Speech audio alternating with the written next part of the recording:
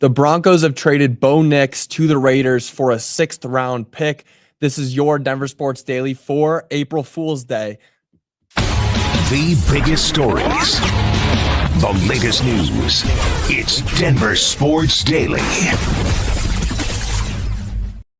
All right. All jokes. This is where it really gets started. What position will the Broncos be targeting in the draft? Now, running back is the clear position of need for the Broncos, as they don't really have a true RB1 on their roster right now. Now, George Payton is in Florida for the league meetings, and he made it very clear that he agrees.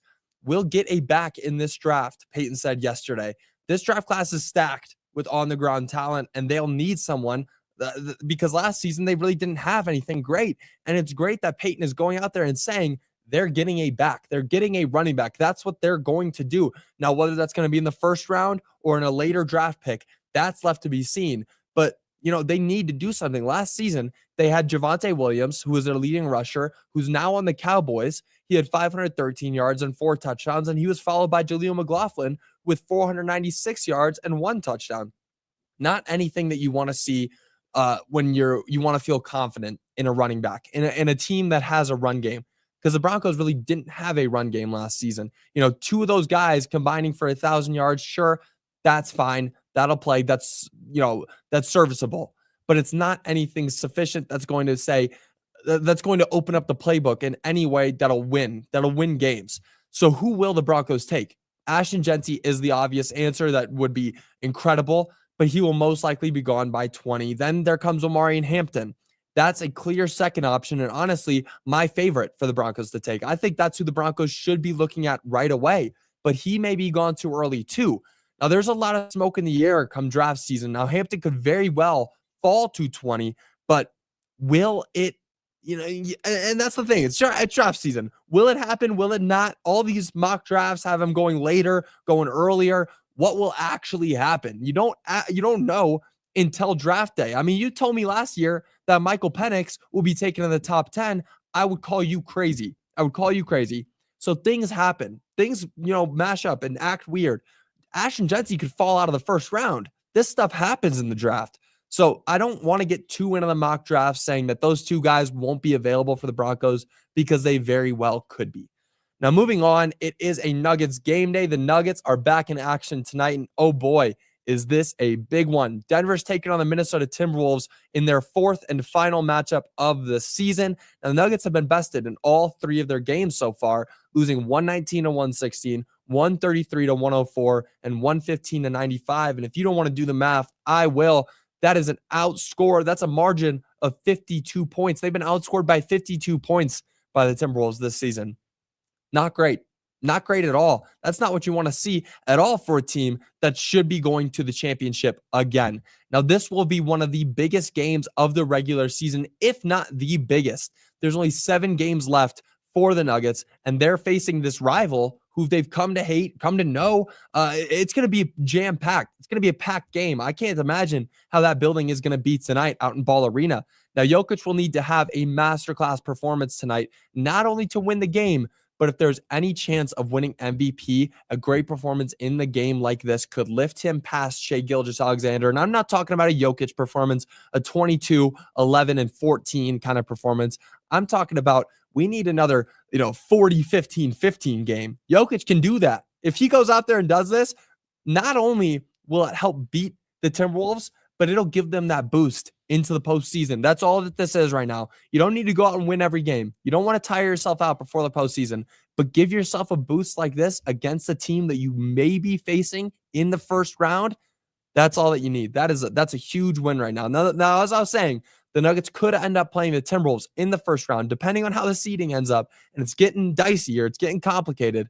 But this could give a good confidence boost to the Nuggets. Again, if they end up winning, definitely going to be a huge game. The Nuggets are heading into this game as 2-point home favorites, and that game will tip off at 8 p.m. I'm definitely excited to watch that.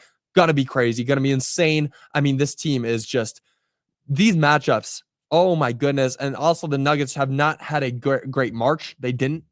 So seeing them go into April with a big win against a rival like the Timberwolves will be huge. Now, moving on, the Avalanche had a heartbreaking collapse against the Calgary Flames last night. Now, the Avs lost their second game in a row for for the first time since February 23rd. They hadn't taken back-to-back losses in over a month. Now, it was an overtime loss, so luckily the Avs still got a point, but this was a game that the Avs should have won handedly. Cale Makar and Logan O'Connor scored in the first and second period for the Avs, and halfway through the third period, they had kept that 2-0 lead. But the Flames then put up 2 quick goals to even up the game. Not great at all. The Avs had several chances in overtime, but they couldn't finish anything. There was one shot that ended up only an inch away from the goal. It maybe tipped the post there a little bit and came out, but it scraped through the goalie's knee for the Flames and just barely sat outside. It should have won the game. It looked so close.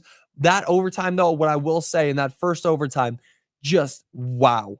Wow, that is my one word that I can give to that. That was one of the most jam-packed, action-packed overtimes that I've seen. Both teams are getting shots on goal. It seemed like each team had like 5 shots on goal by the end of that overtime. It was incredible to watch. And then, of course, they ended up losing in the shootout. Not great, but the Avs have been rolling. They are now 45-26-3 and 6 points behind Dallas for second in the Central Division. It's going to get close. It's going to get very close going towards the postseason. Now, the Rockies, they have multiple problems, but one may be more glaring than others. Now, the Rockies lost their 3rd game of the season yesterday to the Phillies after a 7th inning disaster. That's like their 6th or 7th inning disaster so far this season, and be ready for more to come. They had a 1-0 lead in the 6th, but then gave up 4 runs in the 7th inning, followed by another 2 in the 8th, ultimately sealing their fate. Now, the Rocks' bullpen pitchers are terrible. I'll leave it like that.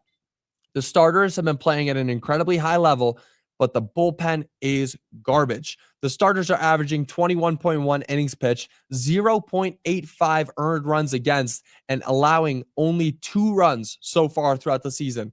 But the bullpen, on the other hand, is averaging 11.2 innings. That's about half of what the starting pitchers are averaging. 11.25 earned runs against. Wow. An insane number. You're averaging more earned runs against than innings pitched, and they have already allowed 14 runs this season. Terrible play from the bullpen. Now, the Rockies already have too many issues to deal with, but something like this will hold the team back from winning even 60 games this year. And I don't think anybody really has them winning more than 65, 70. But that is kind of the reason why. You have a terrible bullpen. You can't get anything out there.